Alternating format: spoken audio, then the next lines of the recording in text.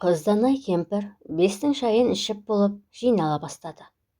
Сейсенбі, енесінің ешқайда қонаққа шақырылмағанын білетін кіші келінінің: «Әже, бір жаққа барасыз ба? Қай киімдеріңізді шығарайын?» деген сөзіне: «Алаңдама балам, осы киімімде жарайды. Ана қалың жадағайдың қалтасына өткендегі құдалықтан келген кәмпиттерден толтырып салшы. Сұрапбай ағаңның үйіне барам. Бір-екі күн қонармын», деп жауап берді.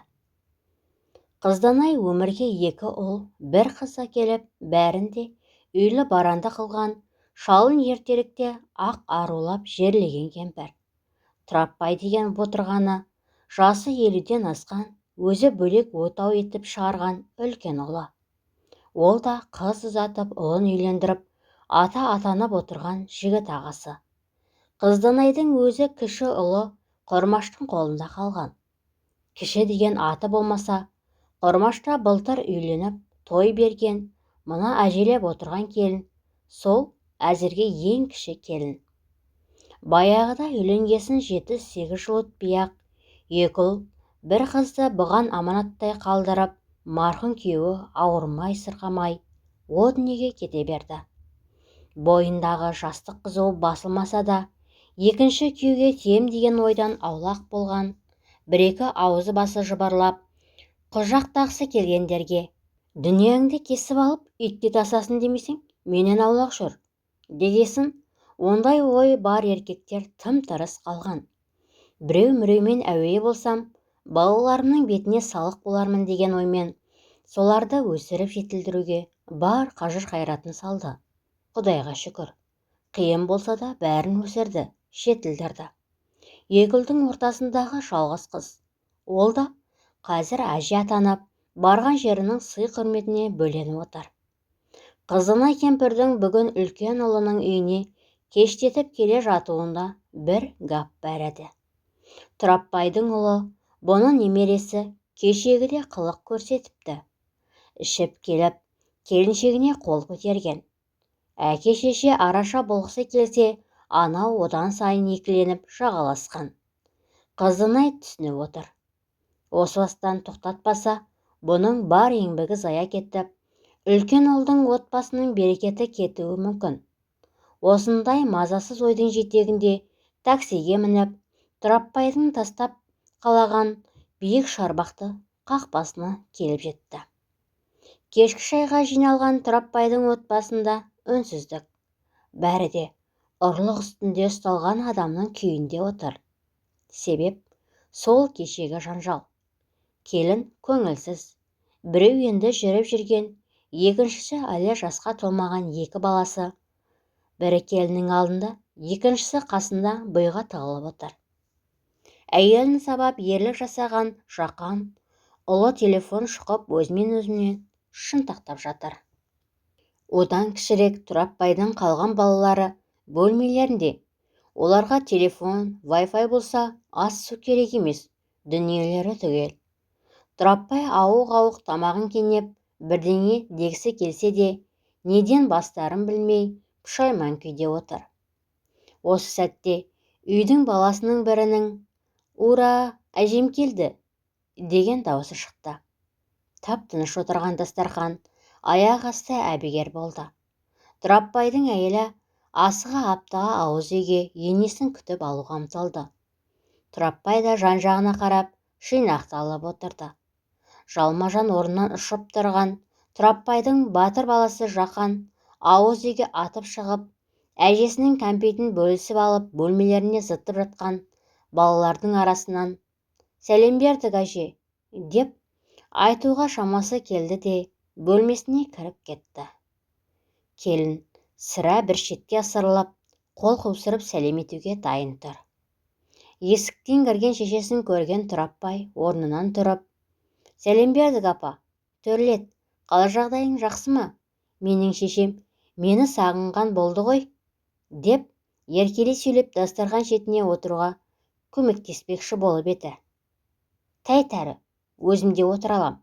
Қазіргінің жаман қатын деп бедің, еркеліктен бүкшесін көтер алмай қалатын.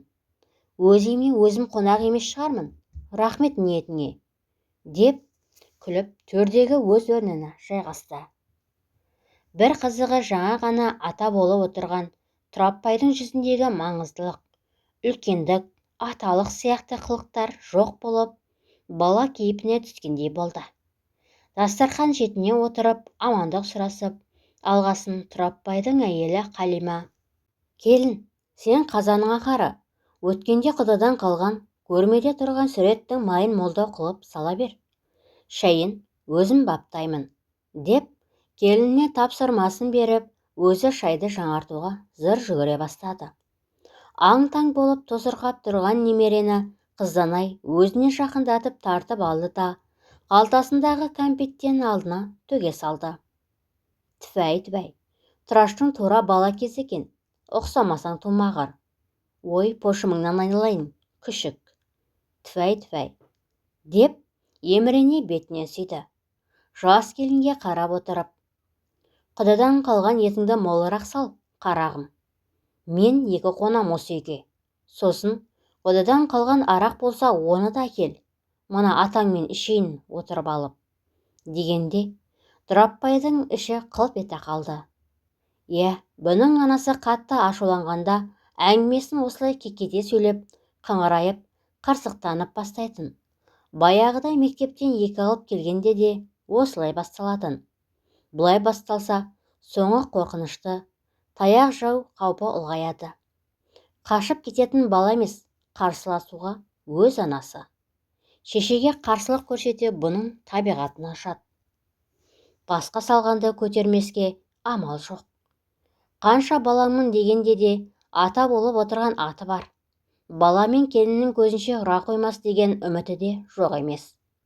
Үлкен кісінің сөзіне не дерін білмей қалған келін өз ата енесіне кезек-кезек қарай берді.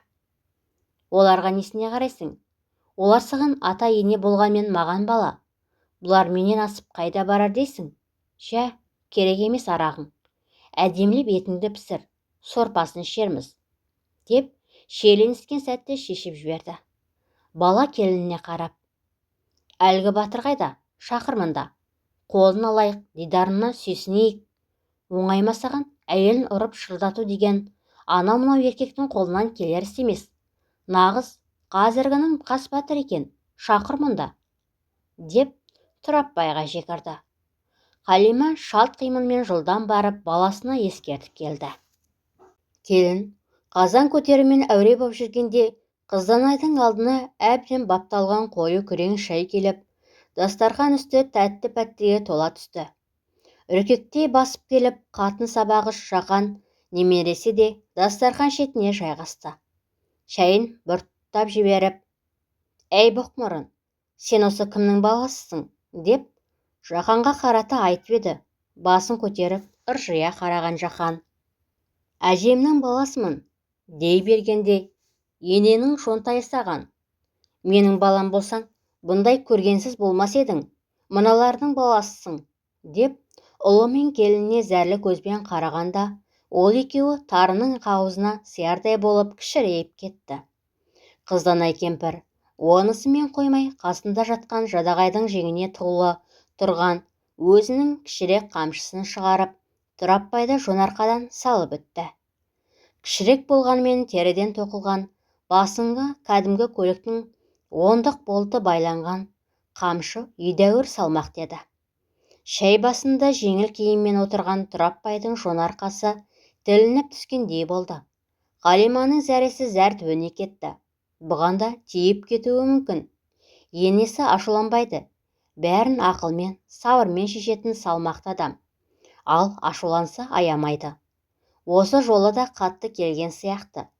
Мына жағдайды көрген Жақан не дерін білмей, көзі атыздай болды. «Саған әйелге қол көтеруді кім үйретіп жүр, а? Жоқ, әлде келін біреумен жүре ме? Әлде мыналарды бөтен біреуден туды ма? Сенен рұқсатсыз қаңғып қыдыра ма? Олай болса айт. Қазір апарып тастайық». «Әй жетесіз, саған айтып отырмын. Не болды сонша арақ ішіп? Ненің құрметі деймін саған? Әлде атаң арақтан өліп пе еді?» деп ызбарлана сөйлеп отырып, Тұрапбайды арқадан қамшымен тағы бір тартты. Немересі Жақан айтарға сөз таппай, төмен қарап жерге кіріп барады. Әкесінің өзі үшін жазықсыз таяқ жеп отырғаны жанына батып-ақ барады. Басқа біреу болса, төбелесе кетер еді. Ал мынау әжесі. Мінезі қатты екенін білетін, бірақ мұншалықты қатыгез екенін білмеуші еді. Жақанның қолынан келгені: «Әже, кешірші, бөлмей қалыппын. Көбірек кетіп қалыпты, енді қайталанбайды. Құдай ақы, әкемді ұрмаңызшы. Болды, енді аузыма татып алмаймын.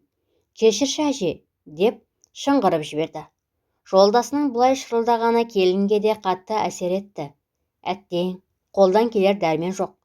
Ботадай көздері жасаурап, не істерін білмей жаны күйзеліп тұр. Солай ма екен? Әкешілін боқтың. Балаларының анасы жанында жатқан жан-жарыңды шырылдатып ұрғанда, ана қолдарың неге сынбады сенің? Осыдан сол шайтанның сідігін тағы ішкеніңді істейін. Тіпті аямаймын. Сені ғана емес, мына отырған әке-шешеңді де көгала қойдай қылып сабаймын. Ал сен, деп Тұрапбайға қарап, не үшін таяқ жегеніңді түсінген шығарсың. Сені мен өсірдім, мен тәрбиеледім. Сенің ішіп келіп үйге тигеніңді көрмедім. Ал мынаны болса, сен тәрбиеледің. Мынау соның жемісі. Өткенде мына келін босанғанда Құдай екеуің арақ ішіп жудыңдар. Ауыздарыңа келгенді айтып өстіңдер. Мынау соның салдары. Арақпен еріп келген шайтан екі үкі таққан бесікке кіре алмады. Ал есейіп, ер жетті деген мына Жақанның жағасына жармасты. Себебі сендерге екі шөлмек аз болды. Тағы екеуіне осыны жұмсадың емес пе? Міне, шайтан әлсіз, қорғансыз жерден шап берді. Мына баланың көзін байлады. Содан үйден берекет кете бастады. Балаңды тәрбиелегің келсе, өзің түзел. Балаңа әйелге қол көтермеуді үйрет. Халима ана келінге еркектен таяқ жемеуді үйретсін.